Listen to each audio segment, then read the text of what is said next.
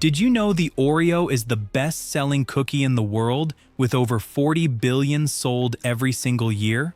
That's enough Oreos to circle the globe more than 300 times if you line them up edge to edge. But here's the question almost nobody asks.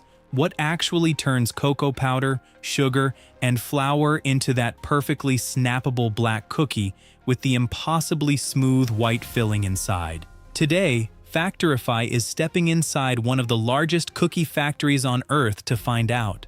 Stick around, because what happens inside an Oreo plant runs with more precision than most car assembly lines.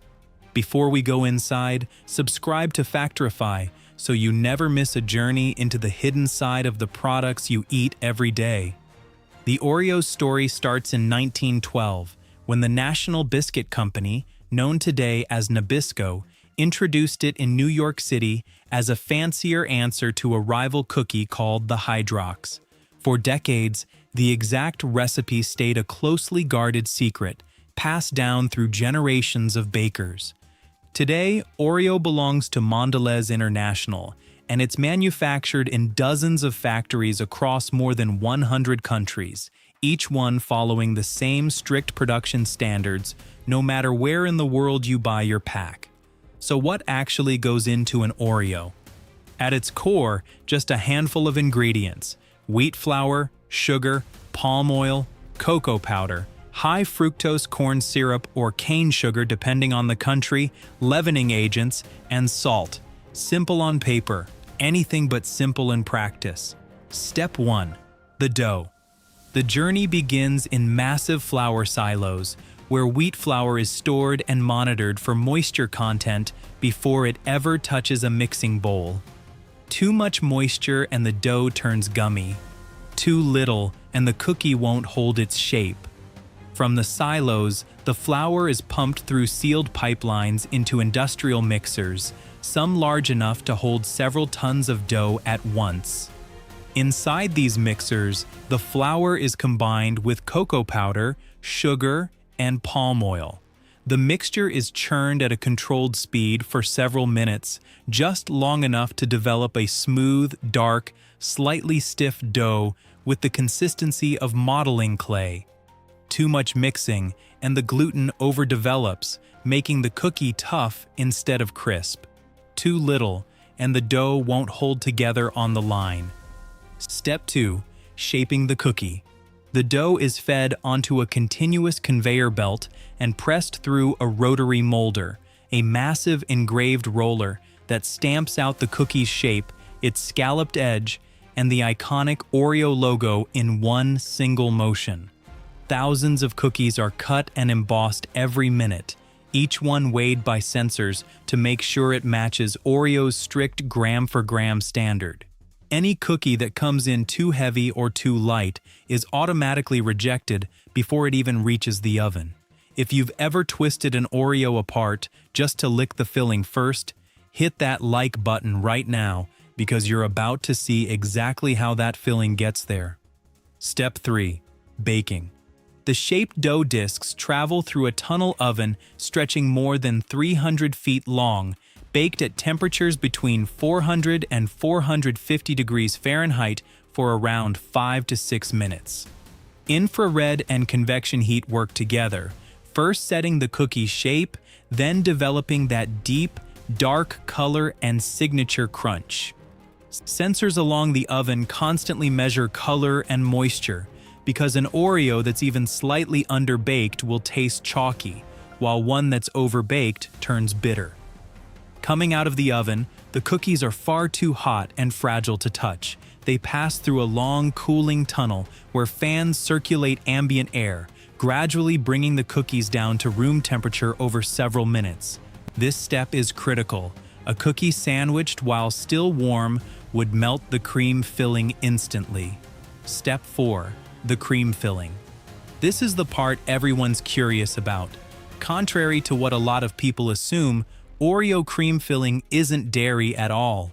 It's primarily made from sugar and palm oil, whipped together with vanilla flavoring and a stabilizer to give it that signature smooth, slightly waxy texture that holds its shape at room temperature but melts instantly on your tongue. The sugar is ground into an ultra-fine powder, finer than table sugar, almost like confectioner's dust, so there's no graininess when it hits your mouth. This sugar is blended with the palm oil in massive high-speed mixers, whipping air into the mixture until it turns bright white and fluffy, roughly doubling in volume. Temperature control here is everything. If the mixture runs too warm, the oil separates and the filling turns greasy instead of creamy. Step 5. Sandwiching. Now comes the moment of assembly. A precise measured dollop of cream, exactly the same weight in every single cookie, is deposited onto one cookie as it moves down the line. A second cookie is placed on top, and the two are gently pressed together under controlled pressure, just enough to spread the cream evenly to the edges without cracking the cookie or squeezing filling out the sides. High-speed cameras inspect every single Oreo as it passes, checking for cracked cookies, off-center filling, or an uneven cream layer. Any cookie that fails inspection is automatically kicked off the line before it ever reaches a package. Step 6. Packaging. The finished cookies are stacked into neat columns by robotic arms, dropped into trays, and sealed inside the familiar blue plastic packaging. Nitrogen gas is often flushed into the bag before sealing to push out oxygen and help keep the cookies fresh and crisp for months on the shelf. An Oreo factory can produce well over 1 billion cookies a year from a single production line, running nearly around the clock. It's one of the most automated, most precisely engineered snack foods on the planet, and yet somehow it still tastes like something your grandmother might have baked. So, do you twist it, dunk it, or eat it whole? Let us know in the comments. But if cookies aren't your craving right now, let's talk about something with a very different kind of crunch. Doritos. Did you know that Doritos weren't invented in a lab by a snack company at all? They were born out of stale tortillas that a restaurant almost threw in the trash. Today, Doritos sell more than $4 billion worth of chips every single year in the US alone, making them the best-selling tortilla chip brand on the planet. But how does a simple corn chip end up coated in that unmistakable orange dust that stains your fingers for hours? Let's go inside a Frito-Lay plant and find out. The story starts in the early 1960s at Disneyland, California, at a Mexican restaurant called Casa de Fritos. Employees there began frying up stale tortillas, cutting them into triangles, and seasoning them instead of throwing them away. A Frito-Lay executive tried them, loved them, and by 1966, Doritos were launched nationwide. The name comes from the Spanish word dorado, meaning golden. Since then, Doritos has grown into one of the most recognized snack brands in the world, owned by PepsiCo's Frito-Lay division. Step 1. The corn. It all starts with corn, specifically a type of dried field corn, sourced from farms across the American Midwest. Trucks deliver the corn kernels to the processing plant, where they're inspected and cleaned to remove any dust, stones, or damaged kernels before entering massive storage silos. Step 2. Nixtamalization. Here's a step most people have never heard of.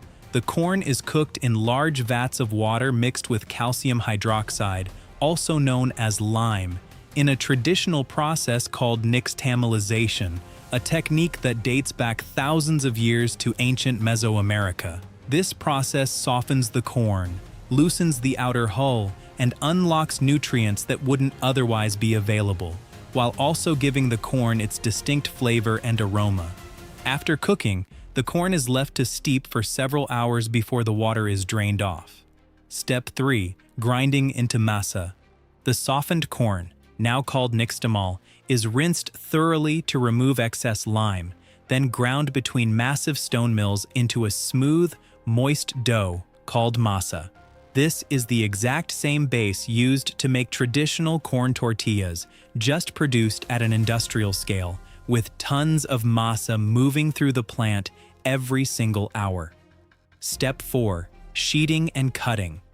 The masa is fed through rollers that press it into a thin, continuous sheet, almost like a never-ending tortilla. Rotating cutting blades slice the sheet into the iconic triangle shape in one continuous motion. Thousands of triangles every minute, with the leftover scrap dough recycled back into the mixture to avoid waste. Step 5. Baking and frying. Before frying, the raw corn triangles pass through an oven to partially bake them, which helps control how much oil they absorb later and gives the chip its structural crunch. From there, they drop into a continuous fryer filled with hot vegetable oil, cooking for just a couple of minutes at a tightly controlled temperature. Too hot, and the chips scorch. Too cool, and they turn greasy and limp instead of crisp. If you've ever finished an entire bag of Doritos in one sitting without meaning to, drop a comment below, because you are absolutely not alone. Step 6. Seasoning, the secret dust. This is where Doritos becomes Doritos. As the fried chips tumble out of the fryer, excess oil is drained off, and the chips move onto a wide, vibrating conveyor. Above it, a dry seasoning blend, the famous flavor dust, is showered down evenly over the moving chips. For nacho cheese Doritos, that blend includes ingredients like cheddar cheese powder, whey, maltodextrin, tomato powder, onion and garlic powder, and a mix of spices, all engineered to cling to the chip's oily surface and coat every ridge. The vibrating motion is critical. It tumbles the chips just enough that seasoning reaches every angle, front, back, and edges without breaking them. Sensors monitor exactly how much seasoning is applied, because too little and the flavor falls flat, too much and it overwhelms the chip or clumps unevenly. Step 7. Cooling and packaging. The seasoned chips pass through a cooling tunnel to bring them down to room temperature, since packaging warm chips would trap steam inside the bag and turn them stale within days. From there, they're funneled into packaging machines that measure out precise portions by weight, not by counting individual chips, and seal them inside nitrogen-flushed bags to preserve crunch and push out moisture-causing oxygen. A single Frito-Lay facility can produce and package tens of thousands of bags of Doritos in a single day, running multiple flavor lines simultaneously, from nacho cheese to Cool Ranch to Flamin' Hot. So, what's your go-to Doritos flavor?